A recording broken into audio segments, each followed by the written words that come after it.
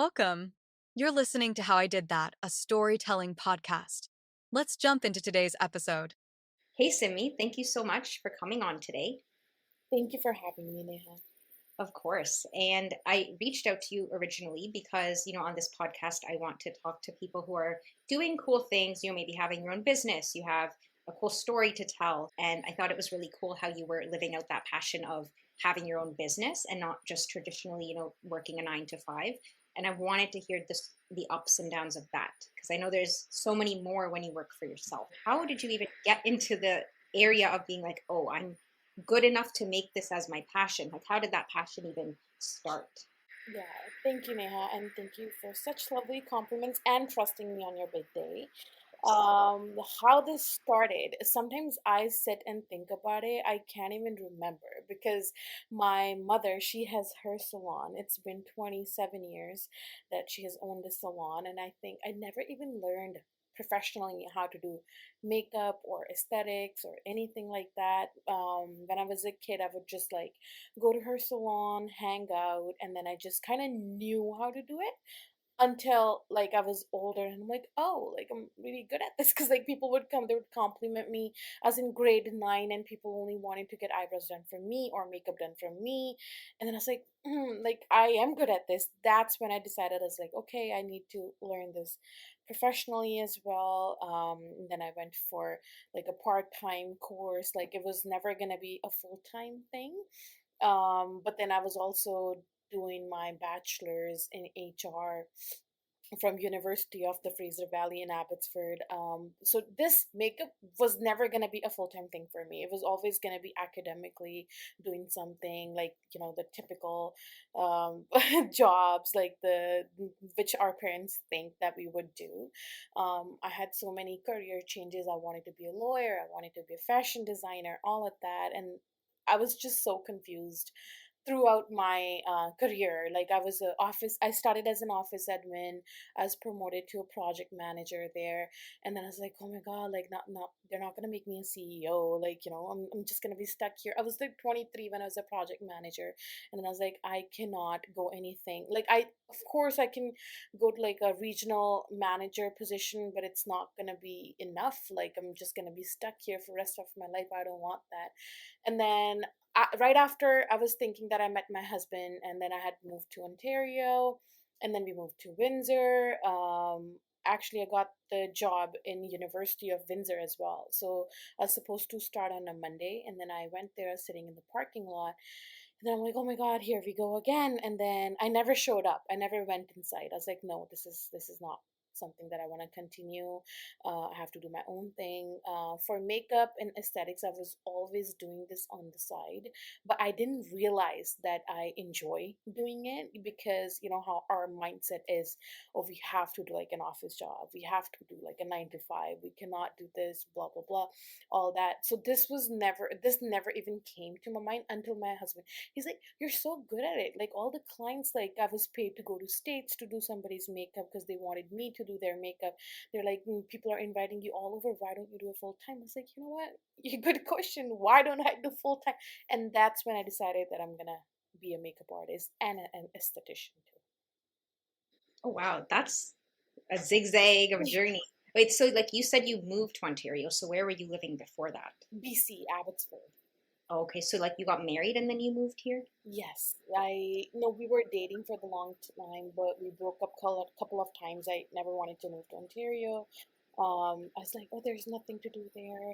But then I was like, it's either a good province or a good husband. So I picked the good husband, and we moved here. And I mean, actually, in Ontario, in Mississauga too, I started working in a marketing company. There, I was a project manager too. But then again, same thing. As like, I can't be doing this for the rest of my life. Hmm.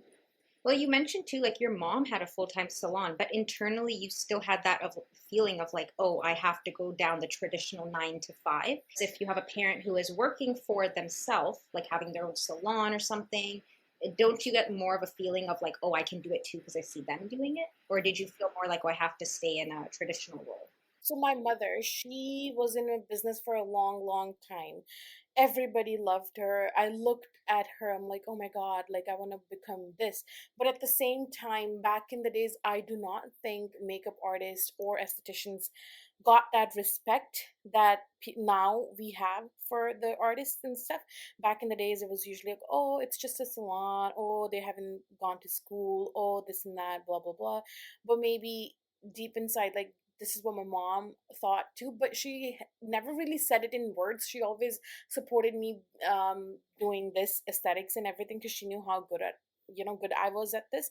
But then, like, in back in her head, she was always like, oh no, she's my daughter, like she cannot go on this path, like she has to do a 9 to 5, she can become a doctor or whatever. But then she never really said it, but then I kind of knew that like this is what she wanted or my parents wanted. So this never clicked that, oh, I can have a salon as well. But now the respect that makeup artists or aesthetics people they have, it's insane. So I think it's growing every day, the industry. Do you think social media played a big role in getting that respect for like artists? 100%. Like even influencers, like when they started doing the YouTube or anything like that, everybody was like, "Oh, they're making money doing nothing." But like the amount of work that goes behind it, it's insane. Like I started editing a video one day to post on TikTok. I was like, "Oh my God, I cannot do this." But yes, like business owners who have promoted their work and who are earning like 10 times more money than they would have without social media, that has definitely changed the industry for sure. Your mom grew up in India, right? Yes. So did she have her salon there and then she moved it here to Canada? No, she did not. She did have her salon. She learned these aesthetic. She did her aesthetic course in India, but she didn't really have a salon. But like then they moved here. She was pretty young when they moved here, so she opened up one here. And then at that time too, being in a different country, in Canada as well, like in our community or maybe other communities as well, they were like, it's just like a salon. Doesn't matter. She earned probably 3 times more than my dad did, but then the respect was always like, oh, like it's a salon. She has not gone to school. Coming from like a Mhm. brown family, going to school is a huge thing. In India, especially, like you said, education is such a big thing where it's like doctor, lawyer, engineer, like a traditional route. Like even when our parents were growing up, like they only had very limited selections, like when they went to school, like after like, +2, like after they do their 12th grade kind of thing. But now I think there's many more options even for people in India, like to study further into the arts or other things. Like I see there's so many people who are creative and social media gives them that outlet. Maybe their parents don't really support this, or maybe their family doesn't want them to do it full time, but they are so good and so creative at what they do. Like you said, you were doing a project manager position. Did you feel like unfulfilled inside doing that? Like was something pushing you, like I need to like get into my creativity and like do what I'm actually good at? Yes, I think I'm a person who cannot do same things every day. That's why I had to learn hair, makeup, hair color, everything. I cannot be doing just one thing every single day. I mean, the pay was good. I did work in that career for like about 5 to 6 years, and then I was like, no, I cannot see myself doing this. Same thing every day. It's just gonna. It's This is not what I want to live for. But now, since I've opened my own salon, every single day I look forward to going to the salon. I'm happy, and like it's been 2 years. I don't think I've been ever bored in my salon. So something just told you to turn around, and then you just handed in kind of your first day resignation, and then where did you go from there? Like I'd be having a panic attack. I'm like, I just quit my main source of income. And so how did you feel that day? Windsor didn't really have many options for project management. There's not so many jobs here. It was actually a supervisor in registrar's office, and then I went there. I know it sounds very unprofessional, but then I was just in the parking lot. I'm like, no, this cannot be my life again. Like, I cannot possibly do this. Like, I have moved to a different city. This is a clean slate for me, so I cannot be writing it over and over again, the same thing. And I have a very supporting husband, a very supporting partner who supported me. He actually never even wanted me to go there or interview. He knew that I had the talent in me. He wanted me to do it full time.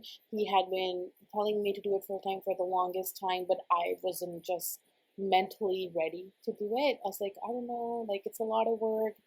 We just got married. I don't like I'm gonna be spending so much time at the salon. It's gonna get crazy. I don't know if it like affects our relationship and all of that, but here we are. I have a 1-year-old child as well. I called my husband right there and then. He's actually the most comfort space I can have ever have. Anything happens in my life, I call him right away. I was in the parking lot, I call him, I was like, hey, I don't think I can do this. He was actually happy. He's like, thank God. He's like, I knew. And then I just came back home. I sat down, he came, he's like, okay, we'll talk about it. What do we want to do? I was like, yes, okay, I'm ready to give it a try. We'll open a salon. I was like, because I had been doing the salon aesthetics, makeup and hair, everything from my house for a year. And then had already built a clientele and people loved my work. And in just 1 year, I was able to build like a clientele that people don't have for like 5 years or 6 years. It was kind of ensuring that, oh, I can settle my roots down here in a new town as well, and that I can open a business too. So I just came back home, and then we started to look at the commercial properties to move the salon to. It was actually registered when I was doing from my home. The name was already there. It was all I had to do was just look for a new place and move my equipment to the new place and start doing it professionally.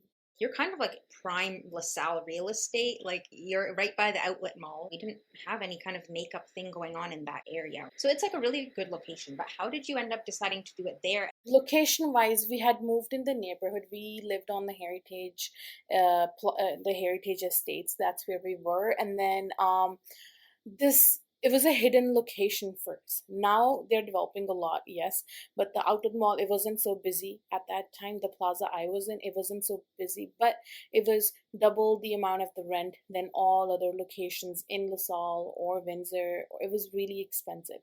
But then when I did talk to somebody, her name was Leslie. She was the manager for the plaza. When I talked to her, she told me there's like new developments coming right next to the salon or this plaza.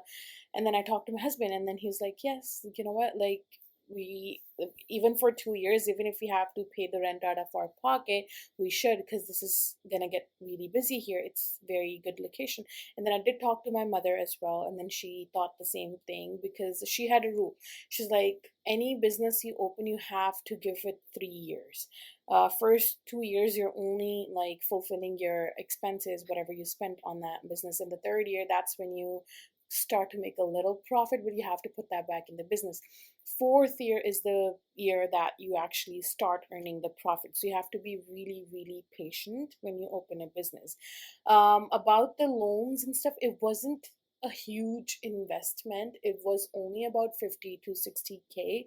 I was not going to get a loan because I've never had a business again before under my name. I only had my line of credit and stuff like that that I could use to put towards it. But given the history, I was only 25 when I had registered my business. So they thought I was really young as well. So they didn't have really security to give me the loan or the amount that was needed to open the business. But my husband, again, he gave me some of his savings. I had my savings. So whatever we have, we put it in the salon, and then we just played poker right there. It's gonna be almost 2 years, but I have already started to earn profit in my first year. That's incredible. Oh, what was the thing that scared you the most? I was very scared when I moved from BC to Ontario. I was like, oh my God, like, because I have been working at the same location for the longest time. I started working there in 2016, and I was there until 2021, and then I moved to Windsor. I was like, oh my God, it's like totally out of my comfort zone. So I had to move twice. So I had to move from BC and find a job in Mississauga, and then I had to quit the job there and then move again to Windsor. So this time when I did it, it didn't really feel so like sudden, because I had already done it. But then yes, back in my head I was like, oh my God, what is it, how am I gonna afford my own life? Like what if it doesn't work out? Like for a couple of months, I'm not gonna have any source of income. It's just gonna be my husband. But again, he assured me, he's like, it's fine, we're fine. We also got married right before we moved here. So for 4 months we were not working at all. So I was already in that zone of not going to a job. So that journey was kind of smooth. It was very different, especially moving to Windsor. Lifestyle was getting dressed wise. It was different in all the aspects because when we moved to Windsor, here people don't really dress up as much. So when I was in BC or Toronto, it was all about what you are gonna wear today, how your makeup is gonna be, all of that. When I came to Windsor, people were like in the stores in their pajamas or leggings, very comfortable. And I was like, oh my God, this is my dream life. Like, I can definitely do this every day. That was one thing that I didn't have to like wake up and dress up for somebody else and then put all my efforts for somebody else's business. I was actually more excited than scared. Yes, it was going to be a huge change. Yes, I was going to lose my sleep 24 hours. 24 hours, I was going to think about the business.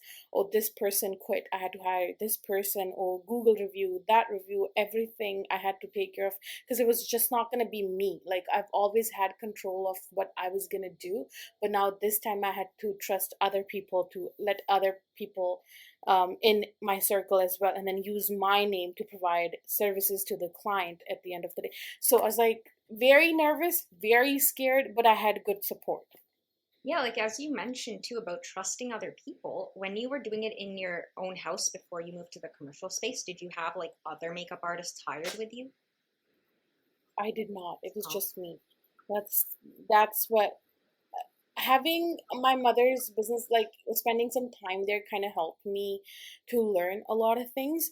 But then her generation or people who worked for her were totally different than people who were going to work for me or the services that I was going to offer. So I did had a lot of things to learn from her, but at the same time it was starting from scratch. Like, it was very like I had to not I had to like forget some of the lessons that I learned from my mother to, and learn new lessons to put it into the new business. But no, there was nobody else in the basement here. Yes, I had to start with 6 people, and I was very nervous and scared to let them in or use my name again. But then my staff was really good. I was good to them. They were really good to me. And my rule at the salon is usually my employees should be happy. And then if my employees are happy, then my clients are going to be happy naturally. how did you go about the hiring process? Because as a business owner, it's like you said, you're trusting someone else with your name on that business. And if clients leave a bad review, someone has a bad experience, it comes back to you. So we had 3 months for the renovations for the salon.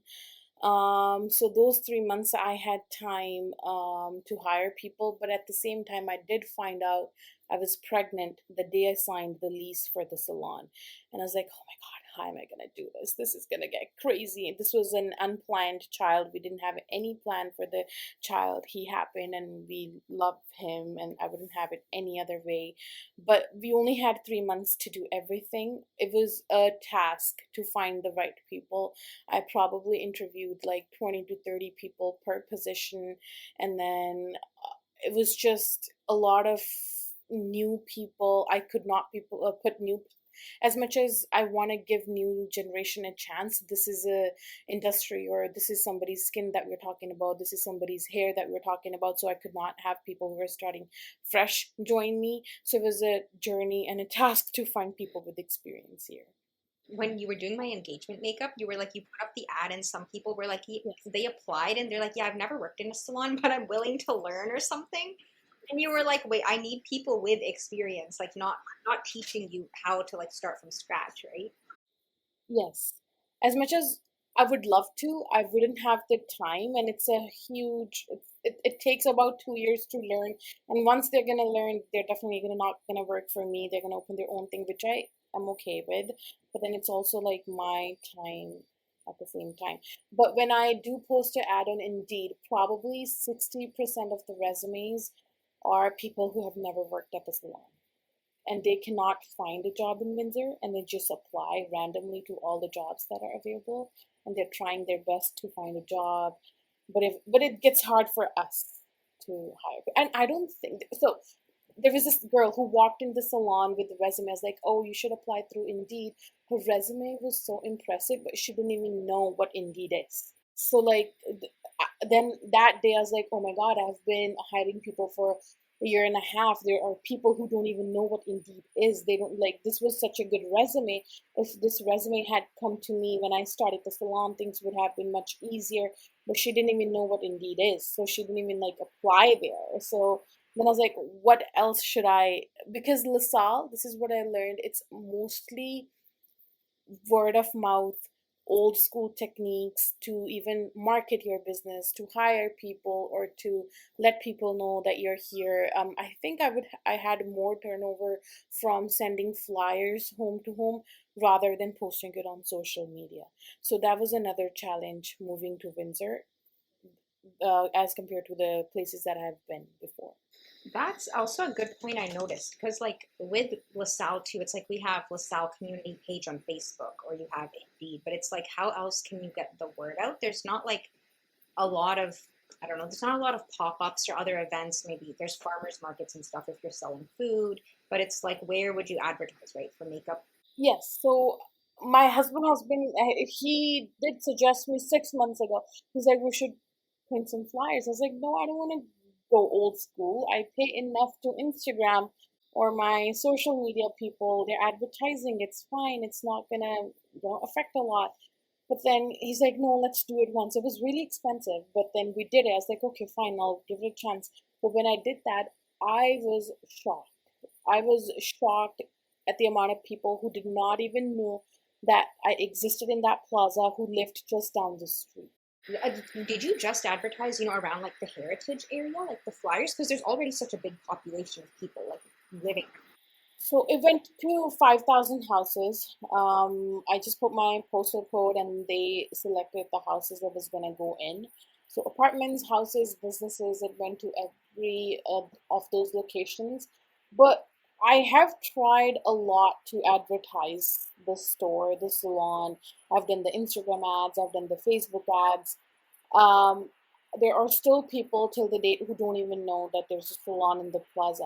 So you go on Canada Post, you do the neighborhood mail, and then it would give you like a whole tool that you can select your postal code, and they will do that for you. It wasn't so expensive, but like if you do it every month, then it's expensive. I think it was about 1,100 or $1,200 for 5,000 houses, which is okay. But then I wouldn't be able to do it every month. Okay, that's interesting. I didn't know that was a thing because now that I'm thinking of it, I'm like, oh, okay, if you can get like even 20, 30, like, well, let's say for tutoring, it's like students who are recurring, right? Like, even with makeup, I don't know. Do you notice it's a lot of like recurring people with makeup? Do people come every month to get their hair done for events? Really? Not month, but like I do have some women who go to kitty parties and stuff, like who do come like every other month and stuff. But then once people get done makeup from me, and I've never had a client who would go anywhere else, and even if they did, they would come back.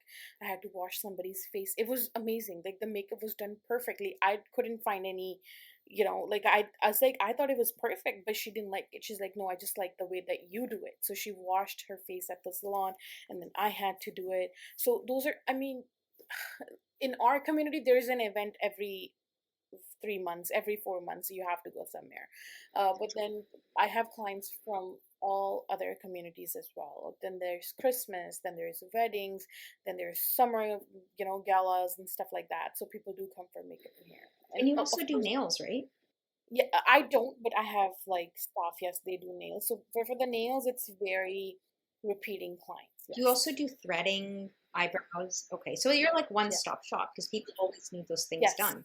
Yeah, because it's like once you find a good like nail lady, makeup lady, hair, eyebrows, like you keep going back to them because it's like maintenance stuff too, right? For threading, I've had clients who started at my home and they're still my clients and they still come every 2 weeks, 3 weeks. And I think once again, same thing, once they do the threading with me, they all come back all the time. And I'm really good at like making connections as well. I love talking to people. I love making new friends. And when they come to the salon, I just treat them like family. They treat me like family. So like they don't really want to go try it out anywhere else. She literally got a full face of makeup done and then came and wiped it off with you. she she didn't even, she like came in, she was crying. I was like, before I said, I was like, I was gonna say, oh, you look pretty, or you look beautiful. She's like, Simmie, wash my face off, please redo my makeup. I was like, okay, okay, fine, but what's the problem? Like, everything looks okay. She's like, no, like, this looks so cakey, this looks like that. I was like, yeah, yeah. She wanted more of a natural base, which I understand. But then every artist, I respect every artist. Everybody have their own style. People don't like somebody's style. And then it's also about, definitely about making connections, and then having that trust, like in the quality of the products, and that are going on somebody's skin. I am not scared to spend money on the products. And for you, actually, I'll give you an example. On your engagement, you wanted a soft glow. I had to go buy the foundation specially for you, because you wanted the dewy look. So those foundations only came for you. So I'm not the person that would just like use the products that I have on my shelf, and then I will put it on. If somebody needs like different kind of look, I would definitely go and find the products for them that'll suit their skin. Oh, interesting. Yeah, because you had made me come in earlier. You kind of got to look at the way my skin is beforehand. You hadn't actually like experimented on my face. You just kind of looked at it and you were like, okay. And then you got like just the right shades. Like you get a couple shades and you kind of like blend them together. You're like a little bit of the darker, a little bit of the lighter. Yes. So when I had first started doing makeup or aesthetics, then definitely I had to test it on people's skin to see if it oxidizes or if it does anything else, like if it doesn't sit how it's supposed to. I would do the trials, I would do this and that. But now that it's been so many years, I can just like look at the skin and I can tell like what's gonna happen or what kind of shade. For everything else, I have a lot of stock, but for foundations, I don't stock them up because I don't want them to expire or just like use the old foundation. So I only buy enough that I can go through one season, and then next season I can buy another. And at the same time, for winter, we use a different kind of foundations. For summer, it's different. So I don't like piling up or using the same foundation for the next season as well. I try to keep it as fresh. But for the trials now, like even for the facial, like I would not have to test your skin. I can touch your skin, I can feel it. I would know like what kind of facial would go on you. And there have been times that I got the exact color without even trying it on the bridal or people who are getting the makeup done, because I think experience. You said like in the winter, usually you use a different foundation. Is it more like oily based foundation in the winter? Yeah, so for winter, we have to do a base that's not gonna like dry your skin out. We have to have moisture in the foundation, and we also have to use a different moisturizer. Like I would use a gel moisturizer so it doesn't create like a thick layer of like oil underneath the foundation that would not get the makeup to stay, as long as it would, or it would also oxidize the makeup. For summer, like I would go a little bit more gentler on the moisturizer, and then I would go a little bit more to the drier side of the foundation, because you're going to be sweating, there's going to be so many emotions, so there's going to be oil on your face anyways at the end of the day. When you were doing my hair and I think you were about to put the product in my hair, curl it or whatever, and then you were like, this is like really greasy. Like, did you just wash it? And I was like, no, I just washed it like the night before, I think. We started talking about shampoo and you were like, what kind of shampoo are you using? And I showed you a picture and you're like, that is hydrating shampoo. And I did not even know that was a thing. And now every time I go buy shampoo, I'm like, do not get the hydrating shampoo. And you told me to use, what was the other one? Non-hydrating. The volumizing shampoo or clarifying shampoo. Clarifying, yeah. Do you have other tips for makeup? One thing I noticed too is like I'll put on primer, I'll put on like a base CC cream, little bit of blush, mascara, like a basic no makeup look kind of thing, because I don't do it too much makeup, but like I always notice by the end of the day, my face is oily again and it looks like I have literally nothing on my face. So do you have any tips for that? Because at the start of the day, my makeup looks so fresh and then it's gone by like 6 hours. So every skin type has to have a different type of skincare. So a lot of the issues with people now, because TikTok or any other platform, they teach you to do a lot of skincare, a lot of skin prep before you put makeup on. What I believe in is just like have one layer, just a wall that will come between your skin and the foundation if you want it to last longer. And then as minimal as you go on your skin prep, the longer your makeup lasts. Because the more you keep building up, number one, it's going to look cakey. Number two, it's not going to last for as long as you want it to, because there's going to be too many layers and you're going to feel uncomfortable. The less you go, even if you want to do your whole skin prep, just go like half the portion of a moisturizer. Like if you're using 3 drops, just use like 1.5. If you're using like 5 drops of primer, just use like 2.5.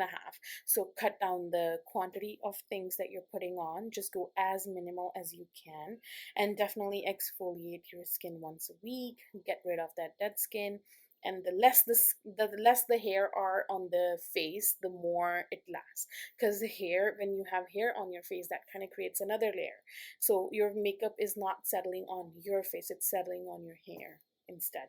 So that also gets the makeup to come out earlier than it's supposed to be. Actually, I was following like a makeup tutorial on TikTok, and the person was showing like 5 ways to contour, and they were contouring like along, like they start here and they kind of go like this. Then he was showing all the different and I was trying to follow it along. And when I did it, I'm like, okay, I look nothing like his face looks like snatched. If they show you a lot of like put this much primer and this, and then I put moisturizer, and then I do this, and then I put my makeup on. So you're saying do the opposite. Yes, I would go as minimal on the products as you can, because the more you go, you're just creating a thick layer. So when you do create a thick layer, when you touch it, it's easy to wipe it off. It's easy to, when you're sweating, the layer's gonna go. But the opposite, if you go minimal, that's just blending in your skin. So your skin's only gonna take enough product that it can. So if you put extra product, that's just gonna stay on top of your face. That's not gonna blend in, or that's not gonna soak in. But when you go minimal, it's just gonna leave that healthy glow on your face, and then it's gonna look like you have full face makeup on throughout your day, the natural glow. But if you go more on the products, of course, it's gonna come out. Yeah, like on my engagement day, the makeup too, like that was about like I can say the heaviest I've ever had makeup in my life, and that wasn't even like a bridal look, right? And that last, That wasn't even an engagement oh, look. it was. No, no. It was a very soft glam. I'm looking at the photos. It looks like I have soft glam makeup on, and that is like the no makeup look. But in person, it was like took 2 hours. It looked super heavy to me, and when I was washing it off, I'm like, this is so many layers Yes, of makeup. It's kind of like if you try to do that actually no yes, makeup, like you look like you have nothing on. And if you go with that okay, more heavier look, it actually looks like you do have a yes, light. Like it's they say like yes. I just got out of bed messy bun look. When that look takes like 3 hours to put together.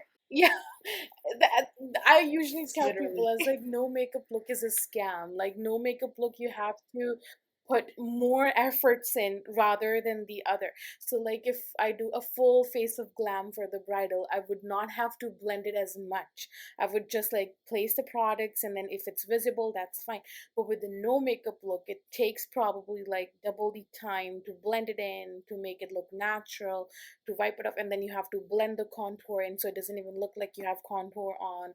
For the blusher too, you have to look like you're glowing just within, or you're blushing within. But like if I'm doing the bridal or the yes makeup look, then that's not going to be so much effort. So no makeup look is definitely difficult than the yes makeup look. Do you ever use or do you ever see clients come in and they see these like hacks online that they're trying to follow and you're like, no, no, don't do that. Like it doesn't really work. Or do you use those TikTok hacks? People show like 5 ways to contour and it's all of a sudden they look like a runway model. No, TikTok is actually really, really helpful.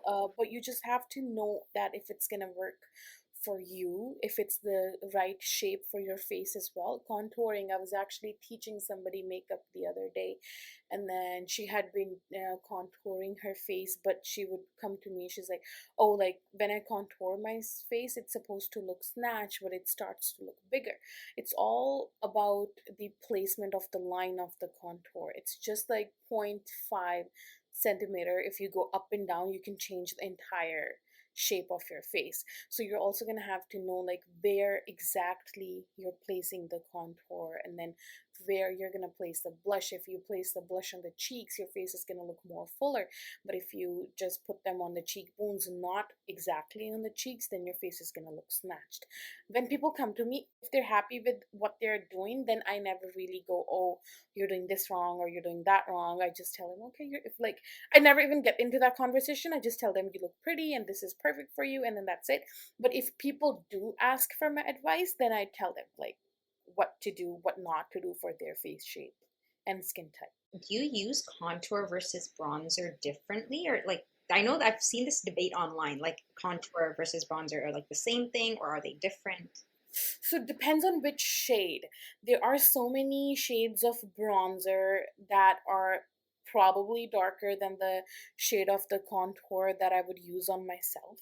But if you're getting like the, so back in the days, I don't know if they're in anymore, but there used to be like this compact powder kind of box, and it would have beads in them, like little pearls kind of thing, but they were like dipped in bronzer, and it would have glitter and like the highlighter in it too.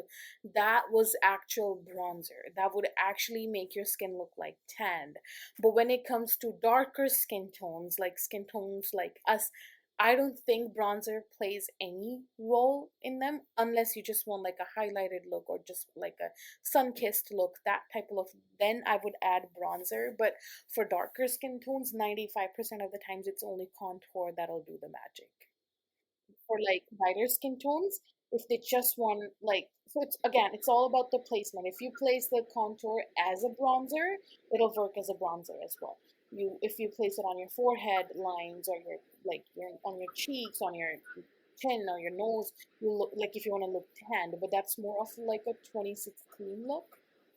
You know, those white lips with Mm. concealer and then a lot of cakey base on your face. That's more of that look. But now people are just into like, I don't even know people use contour anymore in their daily makeup routine anymore or no. I used to 2016, 17, 18. It was like an everyday thing. But now people are more into just like glowy, a healthy glow look rather than just like a snatched look. I think. This year. This year, okay. Did you use contour when you did my makeup? I did, yes. I think I used a bronzer for you. Because, yes, I used a bronzer to contour for you.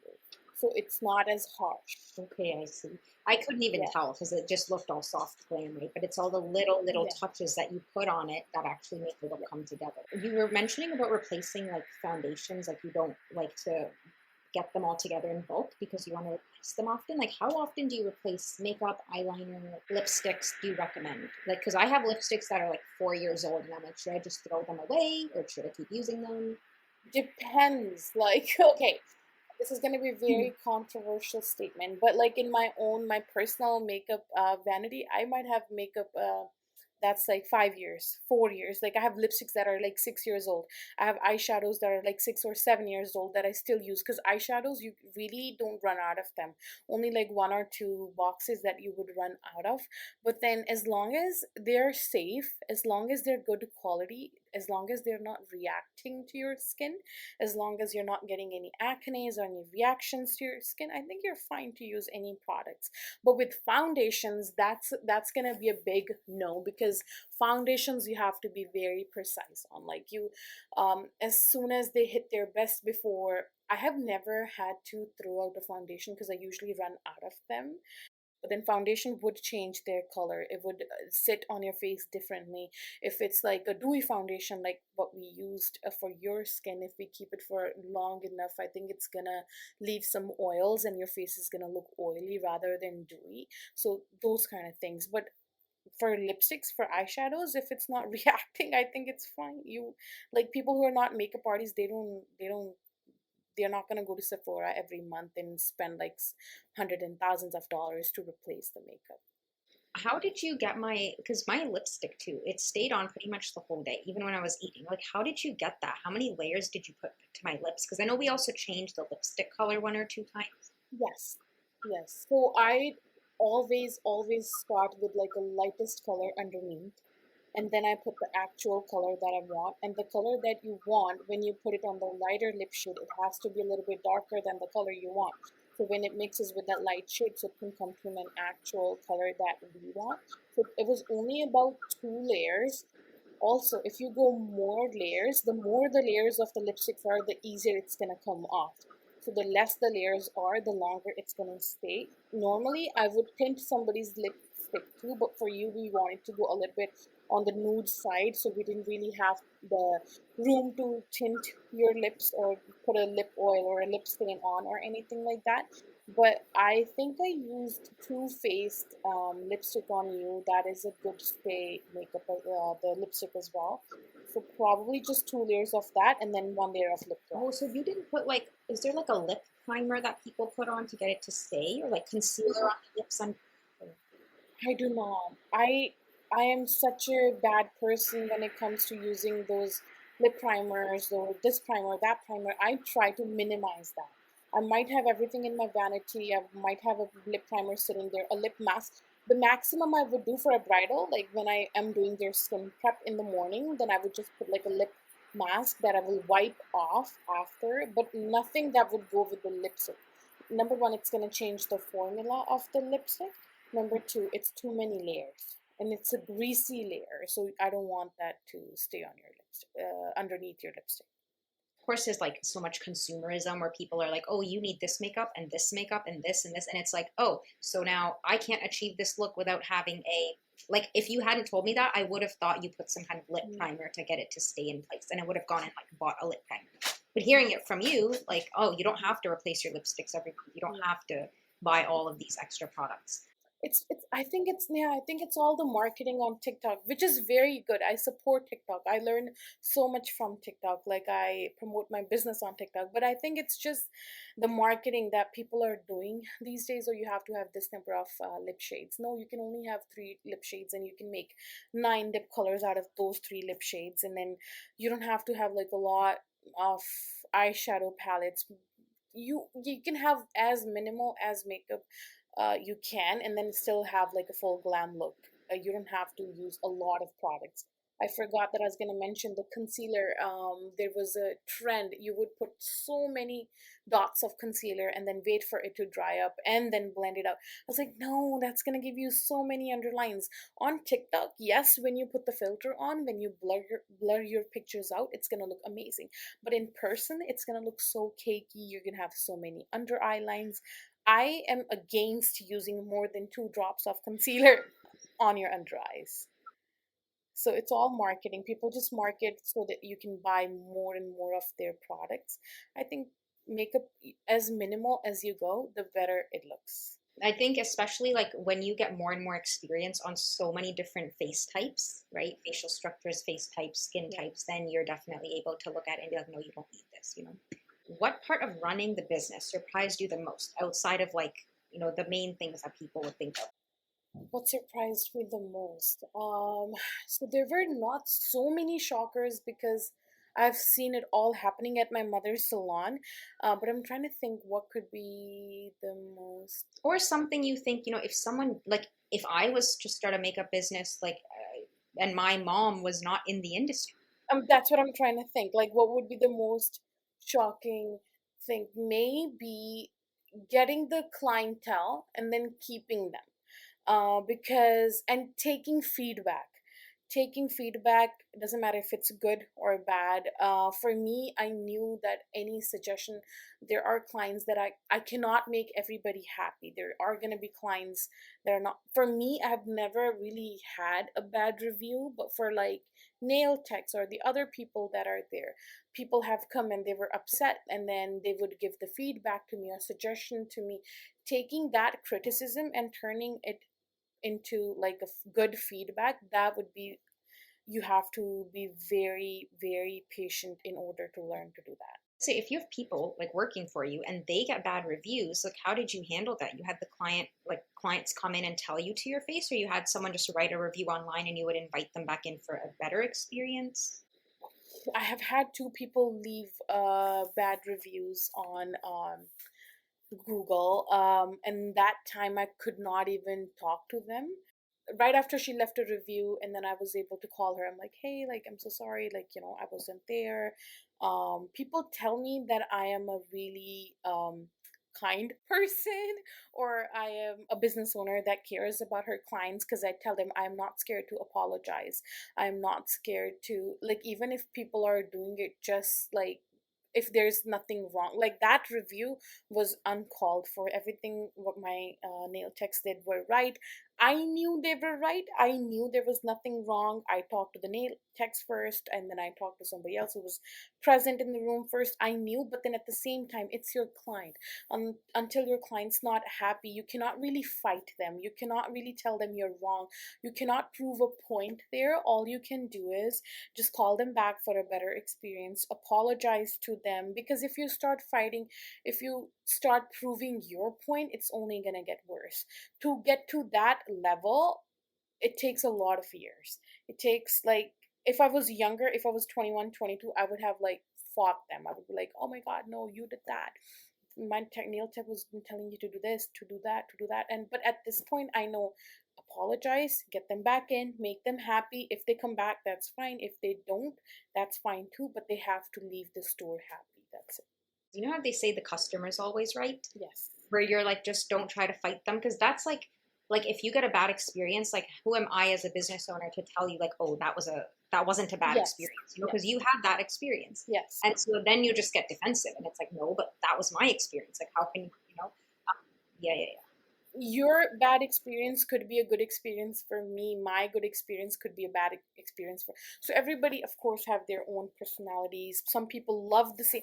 So I'm going to give you an example for the nail techs. Some people love when they cut their cuticles too much, because like not a lot of salons cut their cuticles correctly, only because of this particular reason, because then people would come next day, they're like, oh, my cuticles are hurting, this and that. But for some people, they don't even want you to touch their cuticles. So it's always client to client. So like if those two clients are sitting on the same table, one person's gonna leave me a 5-star review saying, oh, they were very detailed on cutting the cuticles. The other person's gonna leave me a 1-star Google review. They're gonna be like, they cut my fingers off and stuff. So it's always different for everybody who comes into the store.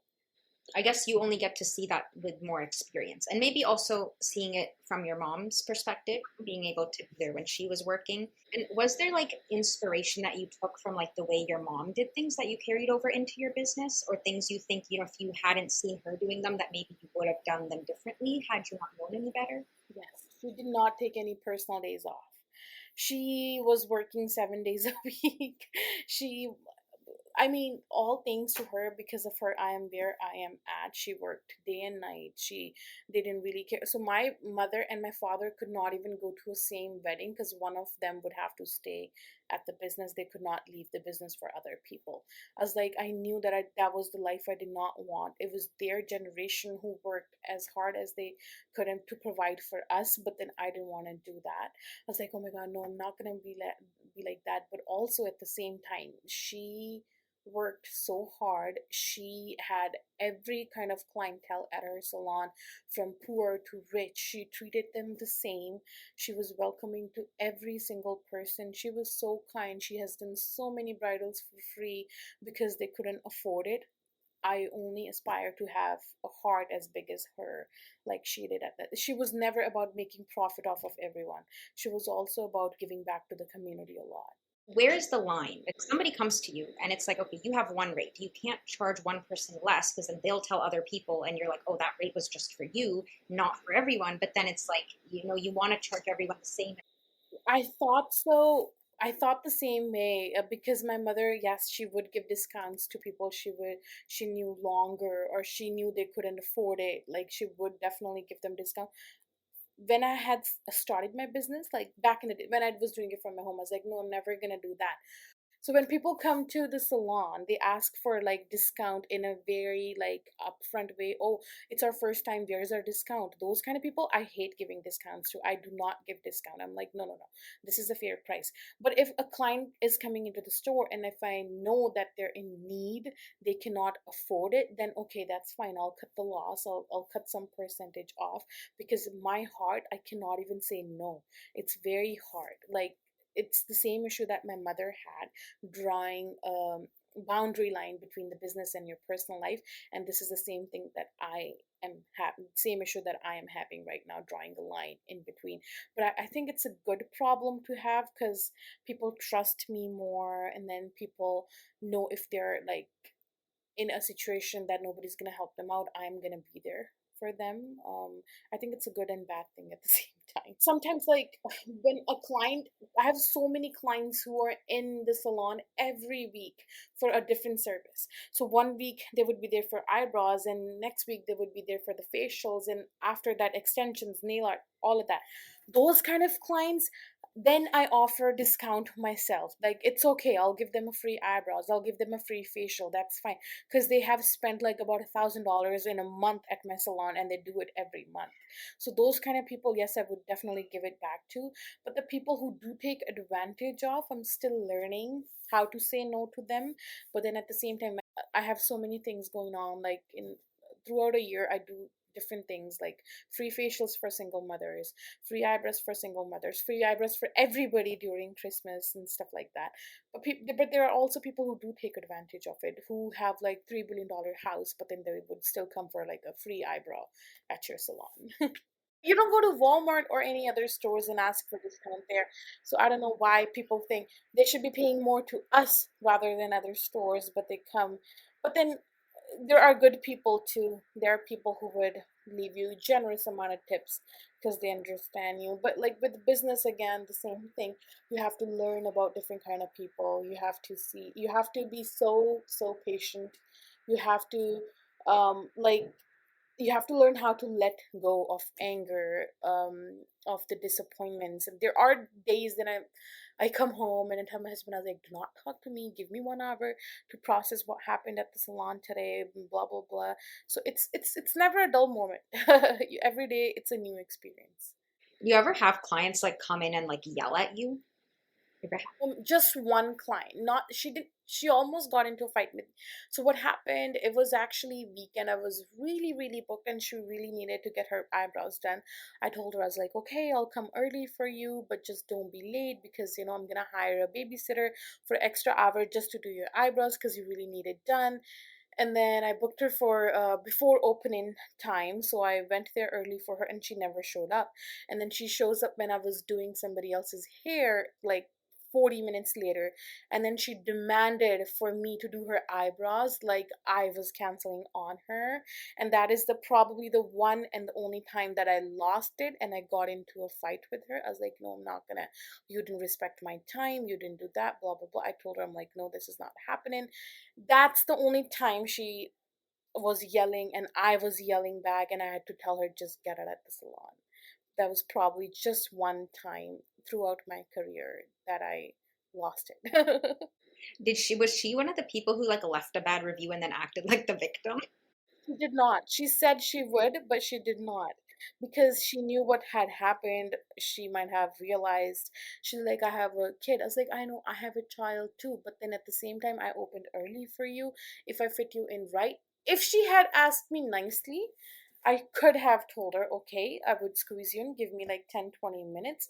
But then she started talking like it was my fault that I was not doing her eyebrows after giving her an appointment. But you showed 40 minutes late. So Now you have a full-time business and you're also married and you also have a baby at home. How are you balancing all of that? Like, because you said your mom never took time off and you didn't want to be like that. You have like specific boundaries. You're like, even if I can get more profit, more clients at this time, like I'm just not doing anything work related. So what happened? I got pregnant. My delivery was very smooth, but when I gave birth, it was not so normal. Like, I had a rectovaginal fistula.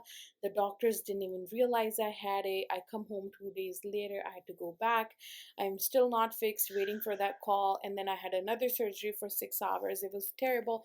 But then at the same time, in 1 month I had to go back to business, because if I hadn't gone back to business, my business would have been gone, because it was fresh, brand new business at that time.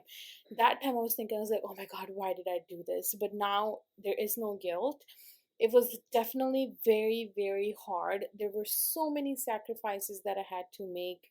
There were so many decisions that I had to take that I didn't, there were days that I did not want to leave my child behind, but I had to for the clients. But at the same time, I do have boundaries. I know that I'm not going to work after 6:30 p.m., that I'm not going to work after 6:30 p.m. because I have to go home to my child. And I started 11. Before, I used to give people early appointments to fit them in, but now if you cannot respect my time with my child, then I don't just give you an appointment. I spend the mornings with him, I spend the evenings with him, and then I take days off if I don't have any appointments. Like before having a child, I would spend that whole day figuring out what can I do to, increase my business, all those ideas and stuff like that. But now I take a day off and I spend with him. It's hard, yes, it's a lot of work. It's a lot of work. Like now, when I think about when I used to say that I was tired before having a child, I really want to just like slap myself like what were you tired of? Like what were you tired for? But now it's a whole another level of tiredness, confusion. My brain is not the same, but I love every second of it. I think I wouldn't have it any other way. It's been an amazing journey. I had my nanny that used to come to the salon in the first 4 months as well. For the first 2 months, my mother was here, so I didn't really have to bring him. But after we hired a nanny, she would come to the salon because I was still building my trust with her. I couldn't leave my child with a stranger at our house. But once I knew that she was okay, and once he started walking and screaming, then I had no option, and for him to stay home. So now my nanny stays home with him, and then I come because we live so close to the salon, so it's been a blessing that I have the chance to come home in middle of the day and feed him and quickly like cuddle with him and then go back to business. I do have that kind of advantage, I would say, being a business owner. uh, but it does, at the end of the day, sometimes it does get like a lot, for sure. I do have an accountant. I had to get an accountant to do the bookkeeping as well. But the softwares that I use for the business, they are very good and detailed too. Like I only like if it's like business expense and something, I only have to like take a picture and upload it on the app. It would categorize it. Uh, for the staff, I do have one person who's I had to step back from cleaning the salon. I cannot do it anymore. I used to like clean after myself, like everything, but now I can't. I don't have the time to, because if I am just done an appointment, I would rather go home, spend time with my child. So that expense was increased. I had to hire a full-time cleaner who's at the salon all the time and cleans the salon. There were so many changes that I had to make after having revived my son at my business. So many changes, so many tiny things that I had to change. My priorities changed. Now I was a person who hated saying no. I cannot, till the date, I'm learning how to say no. But with him, it got a little easier to tell people, no, I cannot accommodate you because, he is my priority. I have to be with him. But at the same time, business is my baby too. So I cannot say so many no's. I have to pick my no's. And also, like, of course, because you are wearing so many hats, right, in the beginning, and even now, although you have people hired with you, like, do you have, like, let's say bookkeeping, right, the accounting side of it? Do you have a separate accountant hired, or are you also managing all that yourself? It definitely is. Like now, sorry, I interrupted you. But if I go to like grocery stores, I have never maybe gone to a store where people have not recognized me and came to me just to say hi. I feel like a celebrity. Sometimes I was like, oh my God, like this is nice. But then I'm like, today I look homeless, so please don't, and nobody recognize me. I don't have the same pajamas on as my t-shirt, so please stay away. But then even yesterday, like right after my baby's birthday, like all the relatives, they were there right in front of the salon. They wanted to see my salon, and then I was just standing outside with them, and then these two nice old ladies, they started this, they're like, oh, that's Simmie. You know how like people say that to celebrities, like, oh, like that's Simmie, that's Simmie. And they started screaming, oh, that's Simmie, I have to get to. And then everybody was looking, and then I had like, it was such a good feeling that people were recognizing me, and then they brought their friends to see me or meet me. And then this, while I was talking to them, this another old nice lady, she was walking, she stopped, she's like, oh, Simmie, how are you?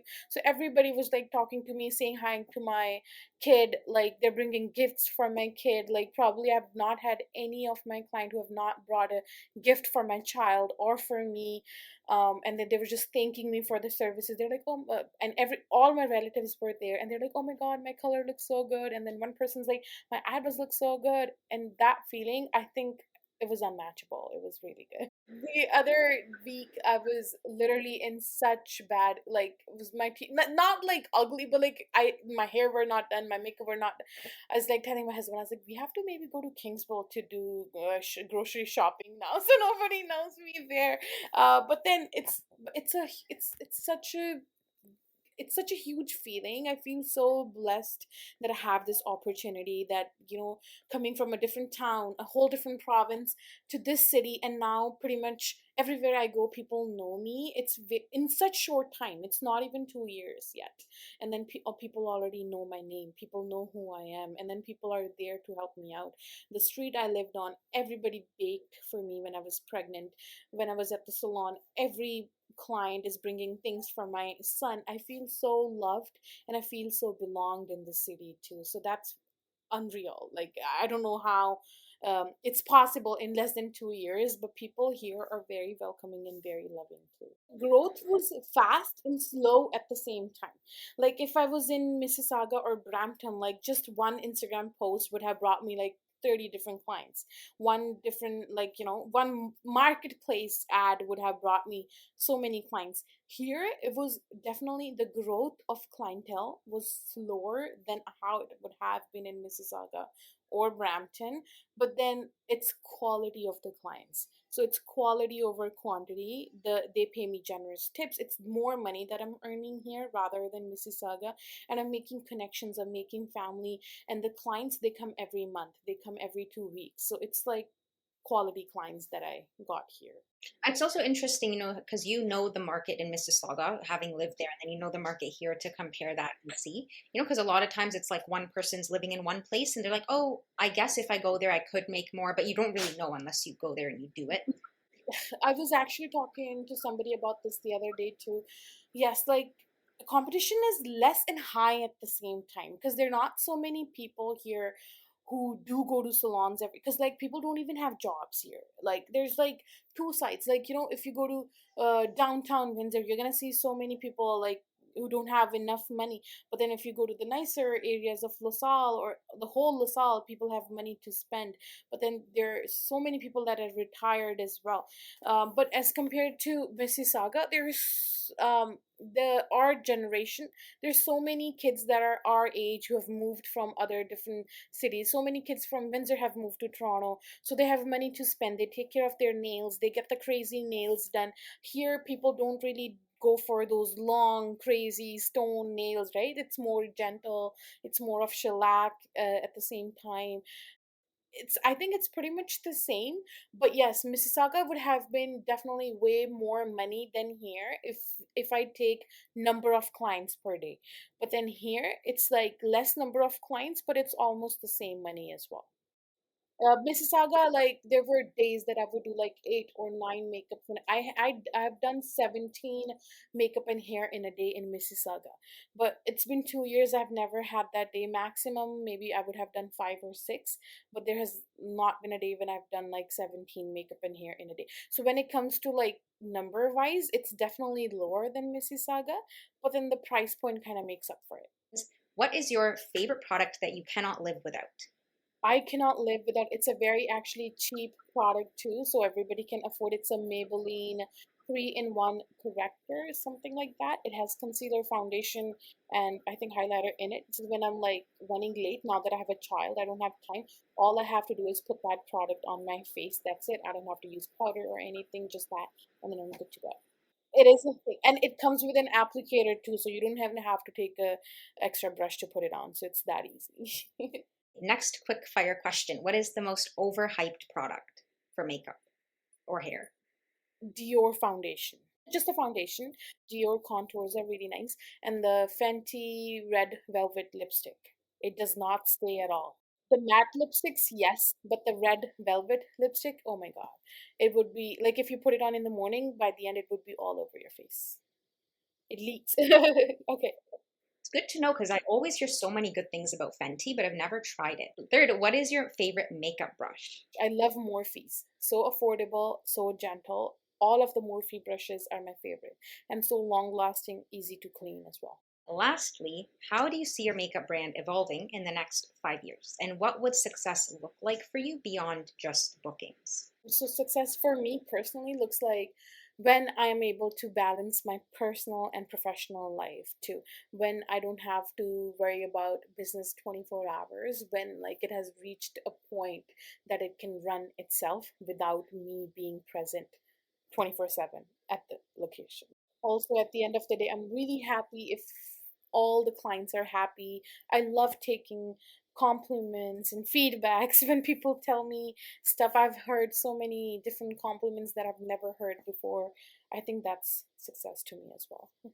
I'm trying to launch my own makeup brand products as well.